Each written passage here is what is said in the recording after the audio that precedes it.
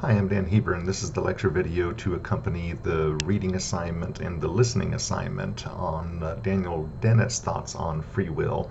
And the reason why we have both a reading assignment and a listening assignment is because your textbook, the author of your textbook, doesn't devote a whole lot of space, hardly any space, to Daniel Dennett, which is kind of frustrating. He devotes, in boldface here, it gives Daniel Dennett his own section, and this section is like two paragraphs, and then he basically says, yeah, then it's important, but it's complex, and we're moving on. So rather than just getting this little snippet here from Daniel Dennett, I had assigned you to, I had asked you to listen to this interview with Daniel Dennett, and there's a couple of reasons for that. One, because we are relating this back to the very brief mentioning of Dennett that's in your textbook, but we're also looking at this because we had talked about Daniel Dennett in a prior unit, a prior lesson, when we were talking about Daniel Dennett and his defense of functionalism and his criticism of the biological naturalism of John Searle.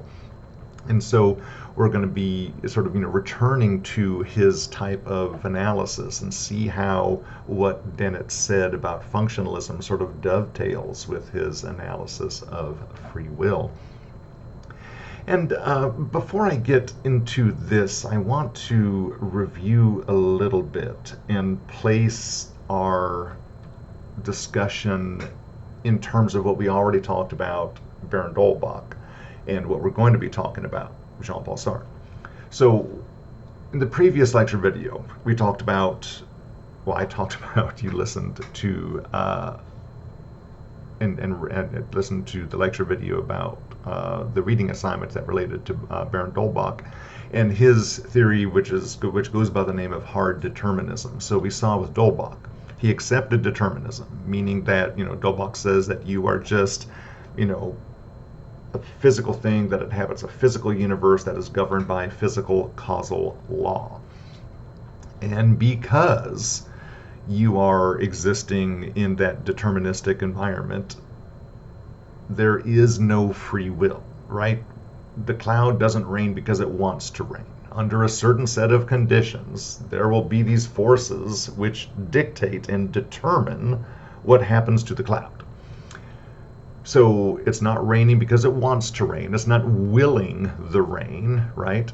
It's just raining. And why is it raining? Well, it's not the will of the cloud. It's because of all these other deterministic forces. And so that's why, we don't hold clouds morally responsible, right? We might get upset that it rained on our picnic, but we don't, sort of shake our fist at the heavens and hold the cloud morally accountable, because it's not the kind of thing that can be held morally accountable, because its actions and behaviors are dictated by those external things. Now, Daniel Dennett is going to be trying to stake out this position wherein he holds on to determinism. And the reason why a lot of philosophers want to hold on to determinism is because they feel that in giving up determinism, we lose too much. We lose this ability to explain human behavior, right?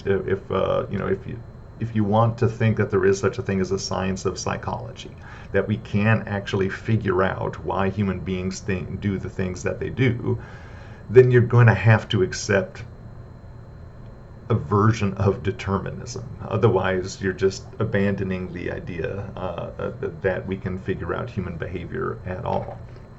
So Dennett, like a lot of philosophers, wants to hold on to determinism, but at the same time, Dennett, isn't comfortable denying free will and the accompanying moral responsibility that would follow from that. So what Daniel Dennett does is he embraces this position called soft determinism. Sometimes it's called compatibilism, and as the name implies, it's this notion that determinism and free will are somehow compatible with one another. Baron Dolbach denied that, right? Baron Dolbach's a hard determinist, meaning that he's going to say that precisely because determinism is true, that precludes the possibility of having free will. And if we can't have free will, then we can't have moral responsibility. Daniel Dennett and others of his ilk will say that, well, no, determinism is true, right? We do, in fact, live in a deterministic universe. That there is such a thing as cause and effect, cause and effect relationships. But what Dennett is going to say is that just because we accept determinism, just because we accept the notion that events have causes and causes have effects, that doesn't mean that we need to abandon moral responsibility. We can still have moral responsibility in certain cases. Now, let me lower this image for a second and talk about this passage from the textbook. So, free will is a human creation.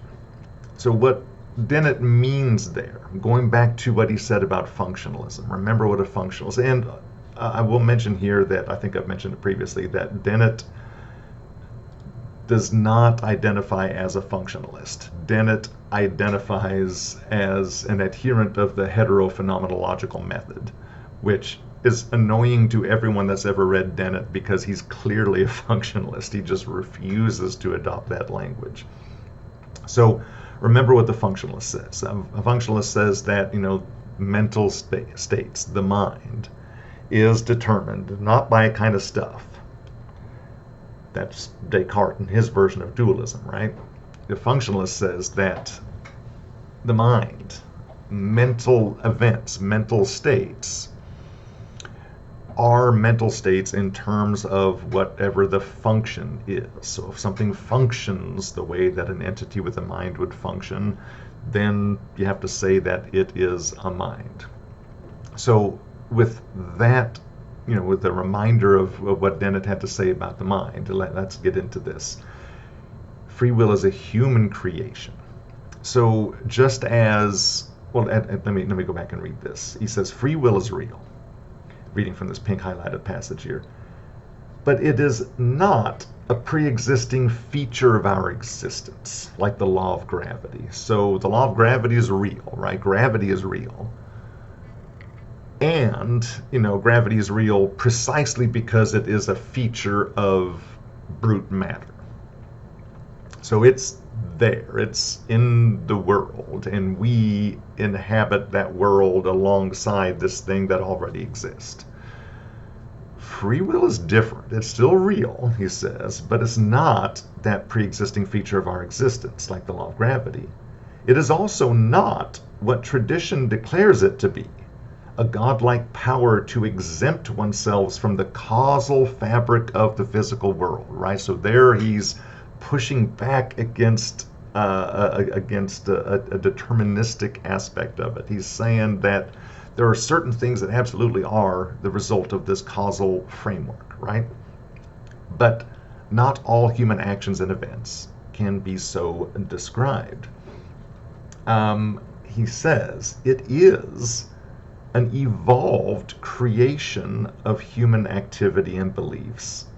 And it is just as real, and note his examples here, it is just as real as other human creations such as music and money. That's the telling one. Remember, whenever we were in our earlier discussion about functionalism, I used money, currency, as an example of a functional concept, right? What money, money is whatever money does, right? Money doesn't have to be plastic, it doesn't have to be metal, it doesn't have to be paper. It's not defined by substance. It's not defined by stuff. Money is, something is money if it functions in the world the way money functions, right? Monopoly money is made from paper. Same thing that a $20 bill is made from, right? But you can't do the things with monopoly money that you can do with a $20 bill, right? They function very differently in the world, even though they're made from the same kind of stuff. So money is a functional concept. Money is a human creation, right? It's not a fundamental aspect of the universe the way gravity is. It's a human creation. But just because it's a human creation doesn't mean it's not real, right? It's very clearly real. And what Dennett is going to say is that free will is the same thing. It came about, it emerged at a certain point. Just like currency is not a fundamental aspect of the universe, it emerged at a certain point as a result of human activity. Well, so too, Dennett says, free will emerged. It came about as a result of human actions and behavior. And that's where I'm going to be transitioning now from this very brief write-up about Dennett in the textbook and start talking about this audio interview here. And while that's up there, I'm going to go ahead and bring up this image I had before. So to continue talking about this, what Dennett is going to say, yes, determinism is true. We do, in fact, live in a world that has cause and effect laws. And so we're going to hold on to that. But he also says that free will exists. Now, free will is not a kind of stuff, right? Free will is not this thing that we possess. It is not a feature of our existence. But it is something that we have nonetheless. Now, to read this parenthetical, comment here. So, because Dennett accepts determinism, and he also accepts free will, Dennett accepts moral responsibility. Now, it's on a limited basis, and parenthetically, I added, i.e., and let me talk here a little bit about the difference between the Latin, the abbreviation EG and IE. Whenever you see I don't have an example of that here. Whenever you see EG used in writing, that is an abbreviation of this Latin phrase exempla gratia. So whenever you see EG in writing, you can just sort of read that in your head as, for example. That would be how it is translated. IE is another abbreviation of a Latin expression, id est, id space est. And id est, whenever you come across IE, it stands for id est, but you would just translate that in your head to that is. So, i.e., that is, where do we have moral responsibility? Well, again, we're not holding the cloud morally responsible, right? The cloud exists in the same universe that we do. But what Dennett's going to say is that we can't hold the cloud morally responsible, but we can hold human beings responsible in some cases, not in every case. So those cases of human action motivated by internal reasons, not external reasons. So there are external reasons for why the cloud is precipitating, right? The cloud is not willing it. It is not internally, the reasons for the precipitation aren't internal to the cloud itself. They are external. Those reasons are in the universe itself. And because the reasons for the cloud participating are in the universe itself, that's what dictates its actions.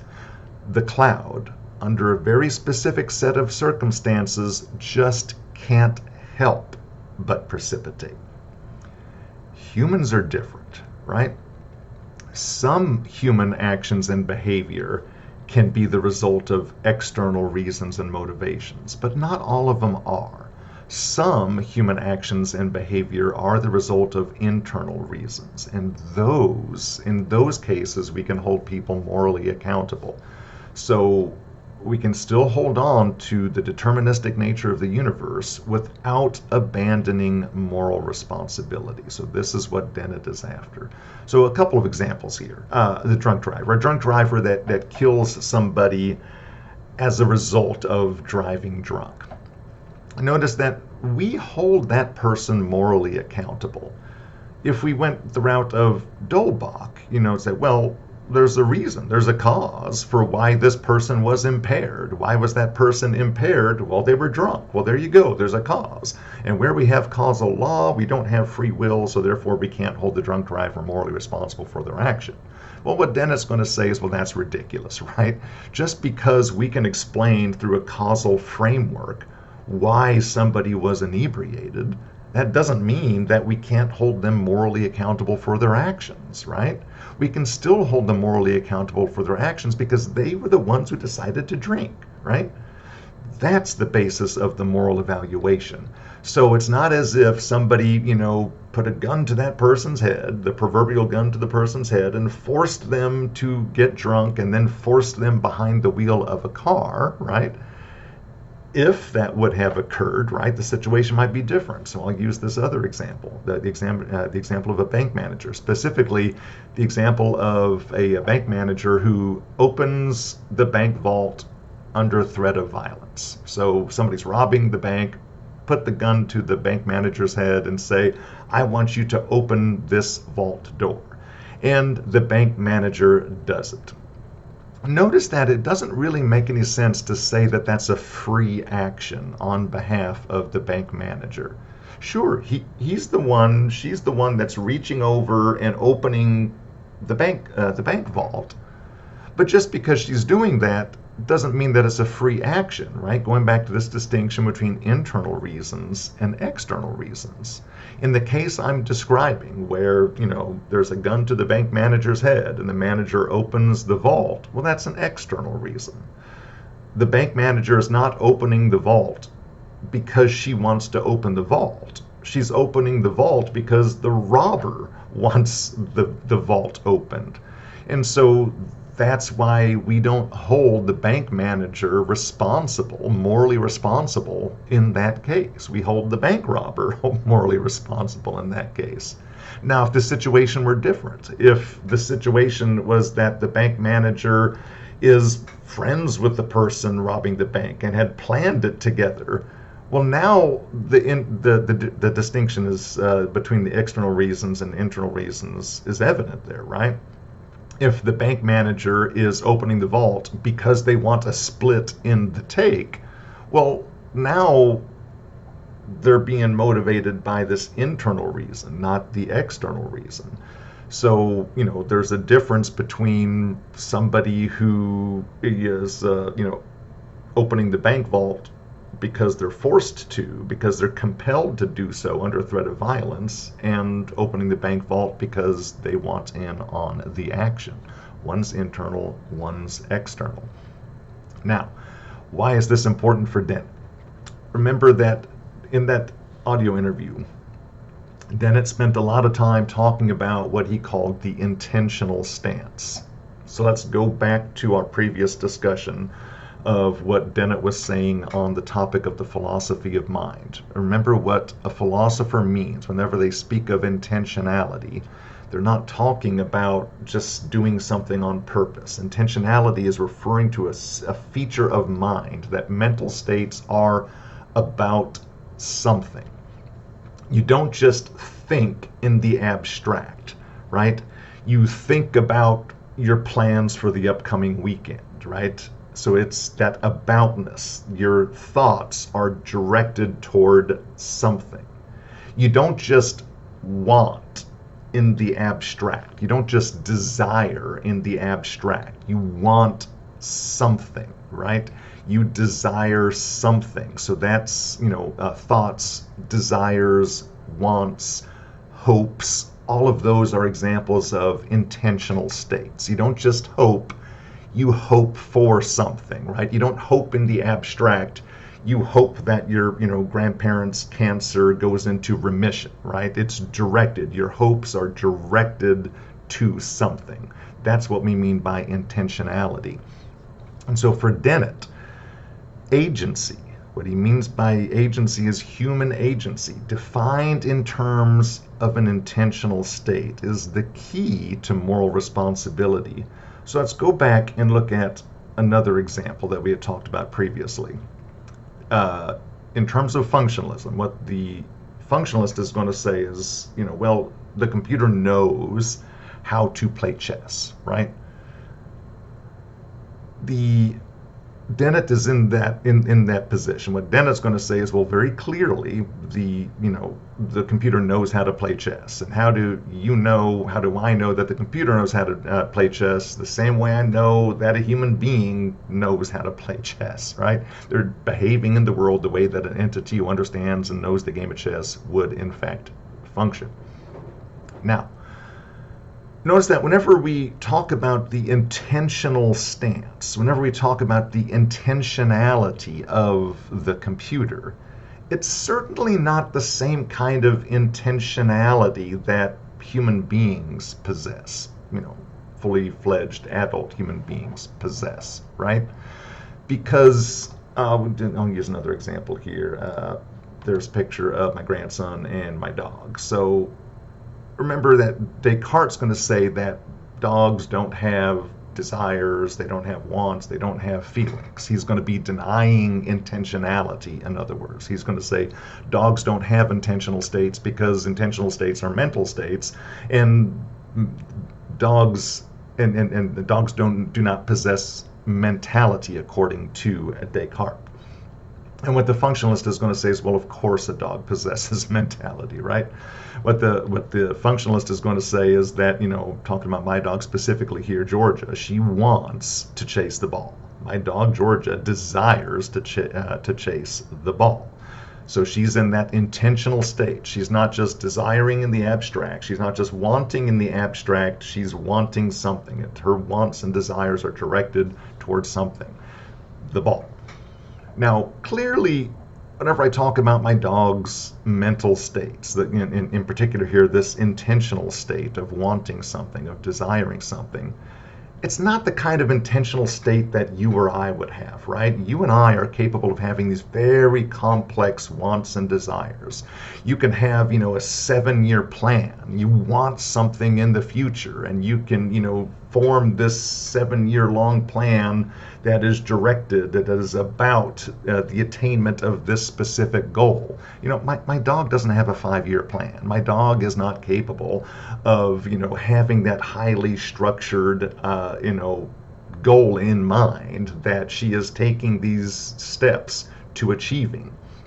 And so whenever Dennett talks about the intentional stance, go back to playing a computer video game, that you have got to assume that if you were going to be playing the computer a game of chess, you have got to take the intentional stance, meaning that you've got to be operating on the basis that this computer is trying to win the game. If you do not take that stance, you're going to lose very quickly, right? Think of how terrible little kids are at playing tic-tac-toe, and they'll make just a terrible move, in hopes that you don't notice it, right? The computer, if you enter into a game of chess with a computer and just make a bad move in hopes that the computer doesn't notice, well, then you're going to get whipped. So you've got to approach, if you want to win that game, you've got to approach that intentional stance. Now, that doesn't mean that I have to make this claim that the computer has hopes and desires and dreams and wishes, right? We're not committed to that. We're attributing a very low level of intentionality to the computer, right? The computer, once I start playing that game of chess with the computer is wanting to win. But that's intentionality at a very low level. What Dennett is going to say is that we as human beings, we possess, it's not a difference of type, it's a difference of degree, right? That we in the computer have different levels of intentionality, just as we and, just as human beings and, dogs have different levels of intentionality. Is my dog capable of being in an intentional state? Well, of course, but certainly not as rich and vibrant and complex and layered as the intentional state of you, as the intentional state of a fully fledged adult human being. So now going back to this. For Dennett, agency, defined in terms of intentional states, is the key to moral responsibility, which is why it's important to avoid being manipulated. Think of some of the examples that Dennett used. Buying a new car. You can't just roll up on a new car lot and say, wow, I am so excited. I love this car. I got my checkbook in my pocket. I want to go home with it today, right? If you do that, you're going to be manipulated. You're going to be taken advantage of by the salesperson, right? So whenever you're going to buy a car, you need to play your cards a little bit close to the chest. You want to avoid being manipulated. And how do you avoid being manipulated? You adopt this intentional stance. How is that other person going to react to what I'm saying? How are they possibly going to react? One of Dennett's other examples is, entering into a relationship.